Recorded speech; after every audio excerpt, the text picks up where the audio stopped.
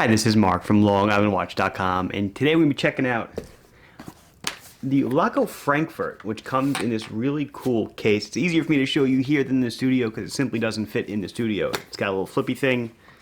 You open it, and let's see. It comes with the watch. Comes with, on a strap, obviously, an extra strap. It comes with a strap-changing tool. It comes with a little Laco keychain, pretty cool looking. But the packaging is beautiful. Usually I don't like large packaging, but this is pretty darn cool. Kind of functional too. So we'll go over the Laco Frankfurt. It's their GMT Flieger that I saw in Basel of 2019 when it was still in the pre-production phase. So really interested to check those out. For me personally, it is the Yachtmaster 40. And what's on the other wrist? It is the Aerospace. I almost said Navitimer again. I do that all the time. It's the Breitling Aerospace. Let's see what Laco has cracked up for you. So we're getting into the Laco Frankfurt today. There were two Frankfurts. There's a what they call the black dial, and there's the gray dial. Even though this dial is kind of like a dark gray, this is the one they are calling black. Model number 862120. I will get the gray dial eventually. I don't have it in stock yet. I started with just the black dial. I probably should have gotten the gray, to tell you the truth, because I think they're going to sell pretty well. I was tooling around with the watch before the video, just to check some stuff out, because I'm really not familiar with it yet. And I was really impressed by it. I mean, seriously, like, forget the gloves. I was playing with the crowns and stuff. Everything locks beautifully. The threads are gorgeous. The case finishing is impeccable. The backing, the engraving on the back, amazing. So I showed her that killer case before. Came with a tool, has two forks for changing the strap. It came with that one-piece nylon strap and the keychain. Well, that's all, whatever. That's all fluff. Let's talk about the watch, because that's what you're paying the $1,990 for, the watch. So let's talk about the insides first. So it runs on what they call the Laco 93, which is basically an EDA 2893-2 movement, which is EDA's GMT movement, tell by this triangle hand here. I'll go over the functionality in a second. Let's get into, and grade of movement, important to you guys. I know you follow this. It's an elaborate grade, so it's not base, it's elaborate. It's not top grade or chronometer, but it's elaborate. Laco, from their website directly, does give you the option to upgrade to a higher end movement. Still an EDA 2893, just a higher grade movement. I'm not offering that. I'm offering it stock with the elaborate. I think it's going to be good enough for everybody. Size 43 millimeters in diameter, okay, 12.5 thick to a slightly domed sapphire crystal. Can you see that? Ever so slightly domed, but it is domed. Beautiful. 50 millimeters lug tip to lug tip, 20 millimeter lug, which is interesting on a 43 millimeter watch. It's small, yes, but in line with what Laco does. Laco's 42 millimeter Fliegers are 20 millimeter lugs, so it kind of follows here. It is 200 meters of water resistance, 200 meters water resistant, excuse me. Both crowns are screwed down. This one is for the internal rotating bezel. The weight is 100 grams, which is not too shabby. The case is done in beautiful bead blasted stainless. There's an excellent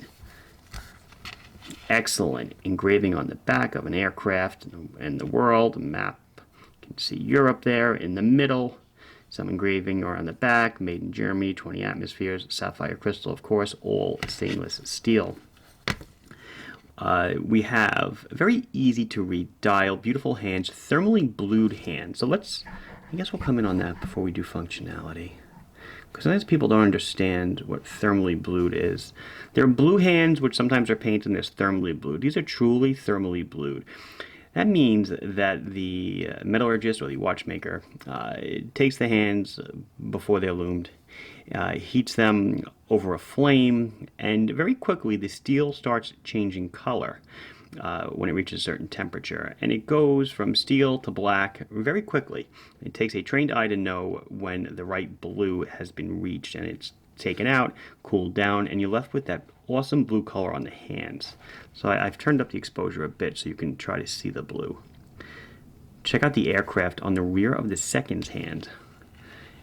Really cool touch. Your GMT hand is done in an orange triangle. There is C3 Super Lume everywhere. We'll light it up in a bit when we check it out. So sorry about that. So obviously a 3-hand watch and an extra GMT hand.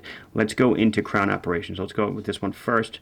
It's screwed down. Like I said, even though it's tucked away, you can grab it. Even with my gloves, I grab it so easy. Wind it. You don't even know you're winding it. The 2893 is a very smooth movement. I am hand winding it. You won't even know it. You know, around a 40-hour power reserve, 1 click out, 1 direction changes the GMT hand in 1-hour increments. Okay, and then the other hand, the other way will change the date. 2 clicks out, and we can change the time. You'll notice that the GMT hand moves with the time. It is independent, meaning I can set it in 1-hour increments.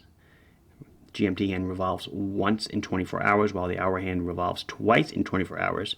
But the GMT hand is independently settable. And if, let's screw it back down, and if that wasn't enough for you, let's say you live in a half-hour time zone or something crazy like that. I know there are people out there like that. Unscrew the top crown, and you can rotate the internal bezel. It also kind of clicks into place.